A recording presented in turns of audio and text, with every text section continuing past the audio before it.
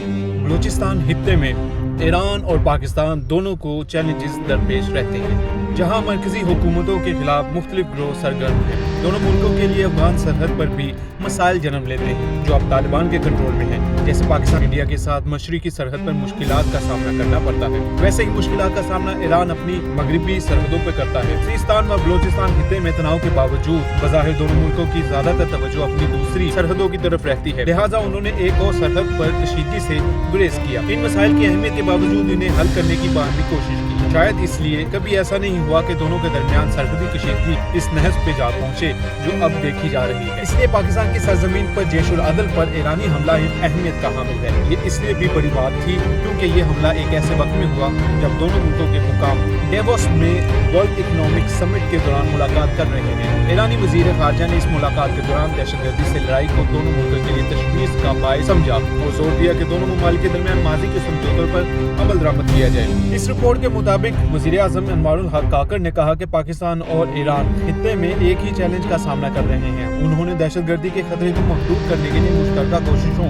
اور تعاون پر زور دیا۔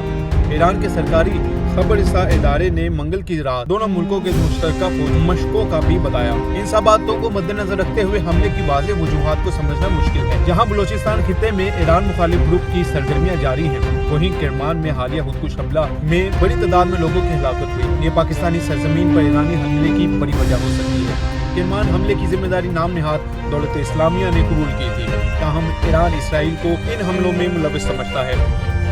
بعض ایرانی حکام یہ دعویٰ کرتے ہیں کہ ملکی سرحدوں پر اسرائیل متحرک ہے۔ ایران کی وزارت انٹیلیجنس نے کہا تھا کہ کرمان حملے میں ملوث لوگوں میں سے ایک جنوب مشرقی سرحد سے غیر قانونی طور پر اسمگلروں کے ذریعے داخل ہوا۔ اس کے ساتھ ایک خاتون اور بچہ تھا۔ ان کے مطابق اس نے کرمان کے تیختنواب میں کرائے کے مقام پر رہائش اختیار کی تھی۔ ایرانی سرحدوں کی حفاظت کی ذمہ داری بارڈر گارڈ کمانڈ کے پاس ہے، جو ایران کی پولیس کمانڈ کے ساتھ منسلک ہے۔ تاہم 2014 سے سیستان و بلوچستان کی سرحد کی 300 کلومیٹر کے حساس علاقوں کی ذمہ داری پاسداران انقلاب کی قدس بیس کو دی گئی تھی۔ یہاں وہ علاقہ شامل ہے جس کی سرحد ایران، پاکستان اور افغانستان سے ملتی ہے۔ دوسری طرف پاکستان سرزمین پر حملے کو اس نقطہ نظر سے بھی دیکھا جا سکتا ہے کہ یہ مقامی سطح پر پذیرائی حاصل کرے اور اسے سراہا جائے۔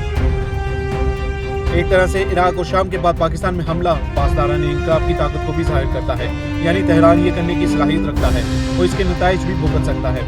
اگرچہ اس نوعیت کے حملوں سے تناؤ بڑھ سکتا ہے، تاہم اس سے ہونے والی فضائی حدود اور علاقائی خود مختاری کی خلاف ورزیوں سے ایرانی فوجی حکام مغرب کو یہ پیغام دینا چاہتے ہیں کہ اس کا خطے میں ایک کردار ہے۔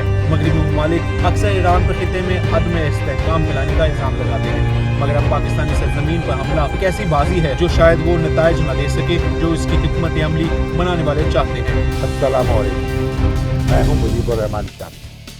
اگر آپ کو یہ ویڈیو پسند آئی تو اسے لائک کریں، شیئر کریں اور اپنی رائے سے ہمیں مطلع کریں۔